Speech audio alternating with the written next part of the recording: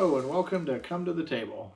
My name is Jesse and I'm joined today by my son Archer to talk about Challengers, a game for 1 to 8 players designed by Johannes Krenner and Marcus Slawacek and published by Z-Man Games and One More Time Games. In Challengers, you and your opponents are competing in the world's greatest Capture the Flag tournament.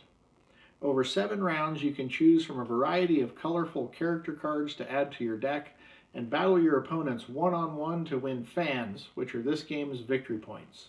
After 7 rounds, the 2 players that have collected the most fans play one winner-take-all match to decide who will be crowned champion. From UFOs to rubber duckies to T-Rexes, cowboys, parrots, and gangsters, everybody wants to join in the fun. But before we talk more about it, let's learn how to play Challengers. Start by laying out the park mats in the center of the table according to your player count. Green park only for 1 or 2 players, adding the red park for 3 or 4 players, the purple park for 5 or 6 players, and the yellow park for 7 or 8 players. Place each park's flag token in the center of each park. Find the trophy tiles, shuffle them with the star side face down, and place them into 4 stacks of ascending order, with each stack having a 1 trophy on the top, counting up to a 7 trophy on the bottom. Place these stacks on the parks in their designated spots. Find all of the double-sided tournament plan cards that match your player count. In this case, we will be setting up a 4-player game. Randomly give each player 1 of these cards.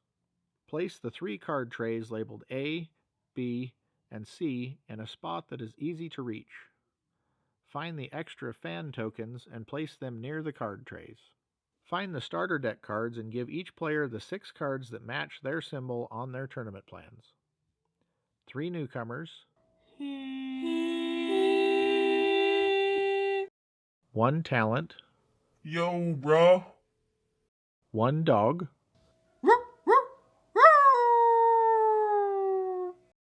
and 1 champion. I am the champion! Find the city set of cards and separate them into A, B, and C piles corresponding to the letters on the front of the cards. Choose 5 of the 6 remaining sets of cards. Return the remaining set back to the box. The instructions suggest not to use the outer space set for your first game. Add the A, B, and C cards from each set to the piles you previously made. Shuffle each deck and place them into the corresponding card trays. If you are playing with an odd number of players, find the robot starter deck and give it a tournament plan card. You are now ready to play Challengers. Before each round starts, you will have a chance to add and remove cards from your deck, but first let's go through how a round is played so you will have an idea of which cards you might want to choose. At the start of each round, refer to your tournament plan card to see which park you will be playing at and which side of the park you will be seated, either the light side or the dark side. Sorry, couldn't help myself. Shuffle your deck and place it next to your side of the park. Determine who will be going first by looking at the trophies that each player has won. Whoever has the highest numbered trophy goes first. If neither player has won a trophy yet, or if both players have the same numbered trophy, flip the flag token to see who goes first. The starting player turns over the top card of their deck. That character is now in possession of the flag. The other player now turns over cards from their deck until the sum of their cards is the same or higher than the number on the character that is holding the flag. That player then pushes their cards into a pile with only the last character that was turned over showing. That character now holds the flag. The player that lost the flag then puts all characters from their pile onto one of their 6 bench spots to the right of their park mat. I will come back to the bench to explain what it does in a minute. That player then turns over cards from their pile until the sum of their cards is the same or higher than the character holding the flag. Remember, only the character on the top of the pile is holding the flag. They don't need to beat all of the characters in the stack. The top card of their stack now has the flag. When placing characters onto your bench, any characters with the same name go into the same spot on your bench. In this case, the newcomers share a spot. Play continues back and forth until one of two possible win conditions are met. The first way is when a player runs out of cards and cannot capture the flag from their opponent. Their opponent wins the round.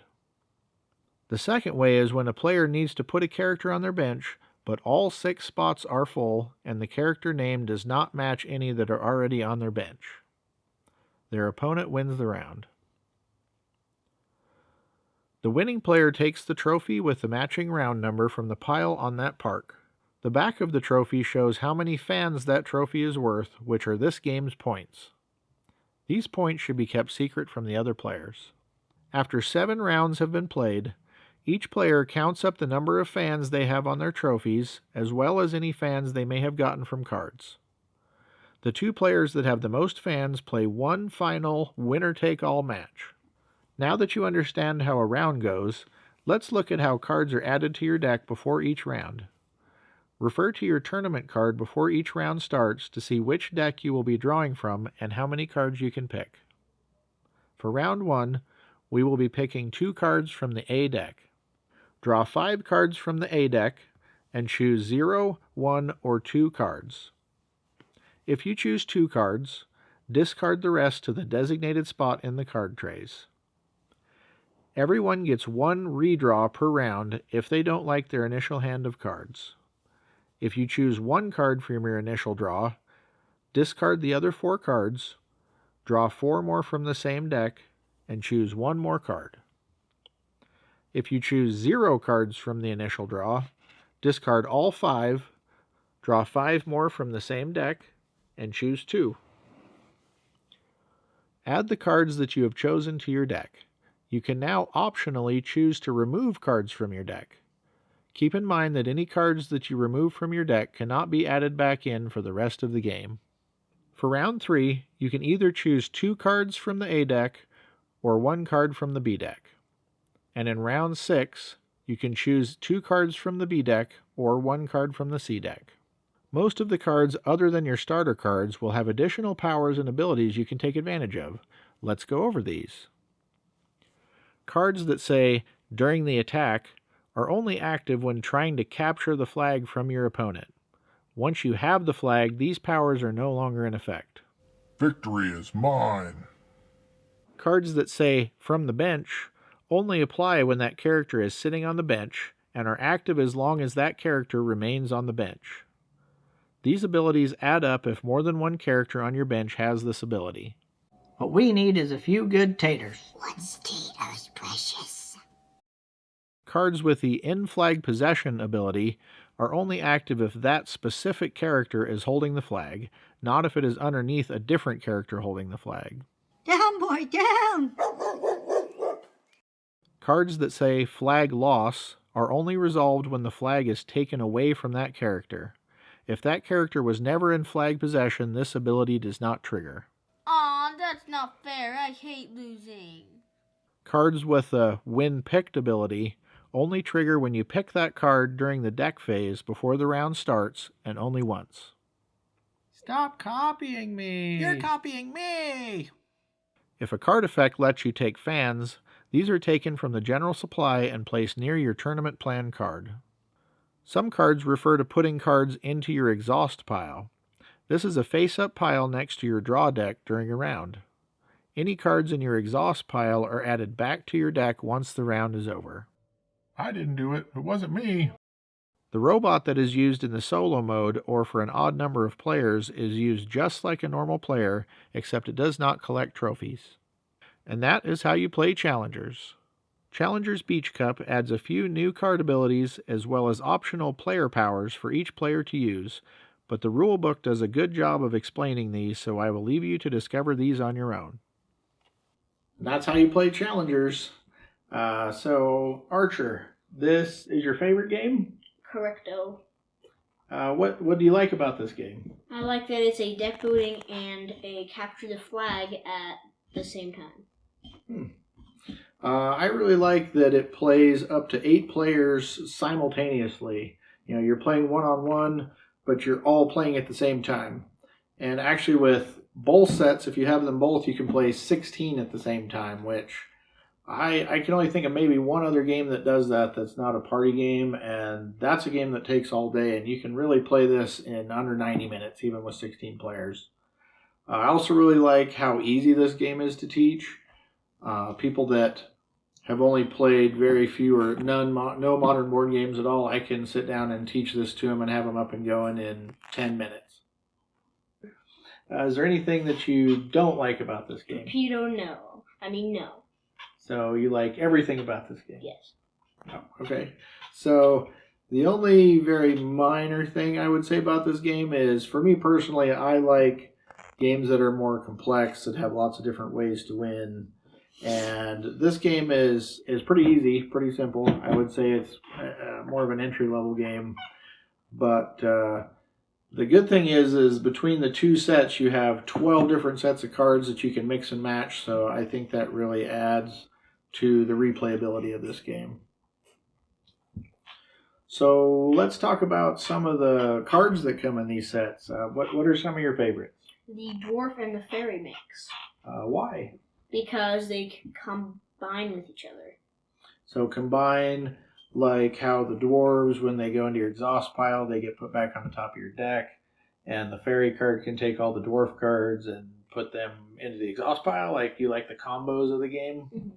Awesome. Well, I like cards like the Yeti, where every time he gets attacked, you get a fan, which is a point.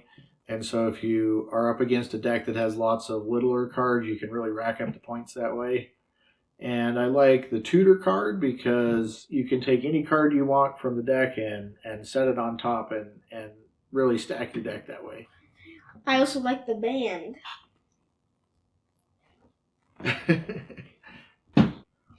So of the two different sets, which would you recommend? Why? Beach Cup. Because it has my favorite cards in it. It also has my favorite cards too.